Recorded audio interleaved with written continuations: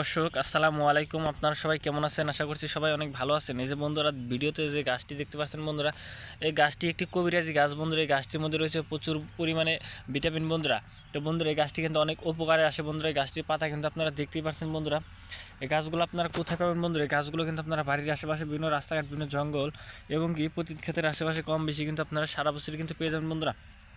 তো বন্ধুরা, এই কবিরাজি গাছটির সাথে আপনাদেরকে আমি পরিচয় করে দিচ্ছি বন্ধুরা।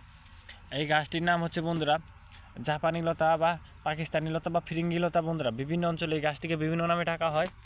আপনার অঞ্চলে এই গাছটিকে কী নামে ডাকা হয় অবশ্যই আপনারা কমেন্ট করে জানাবেন বন্ধুরা।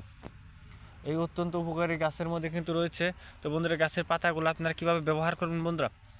তো বন্ধুরা, যদি কারো হাত পা ছিলে যায় তাহলে বন্ধুরা এই গাছের পাতা আপনারা 3 থেকে 4টি পাতা তুলে আপনারা যদি ডোলে, যদি আপনারা এই গাছের পাতা যদি আপনারা সেই হাত পা ডলা স্থানে যদি আপনারা শেষে রস করে যদি আপনারা দিতে পারেন, তাহলে দেখবেন যে আপনাদের এই হাত পায়ের ছেলা অংশ কিন্তু ভালো হয়ে যাবে বন্ধুরা। 2 থেকে 3 মিনিটের মধ্যে বন্ধুরা। অত্যন্ত উপকারী গাছটি কিন্তু অনেকেই বন্ধুরা চেনেন না বন্ধুরা। গ্রামগঞ্জে রাস্তাঘাটে বিভিন্ন জঙ্গলে কিন্তু প্রচুর পরিমাণে পেয়ে যাবেন বন্ধুরা এই গাছটি। ভিডিওটি ভালো লাগলে বন্ধুরা অবশ্যই চ্যানেলটি সাবস্ক্রাইব করে দেবেন। আসসালামু আলাইকুম বন্ধুরা।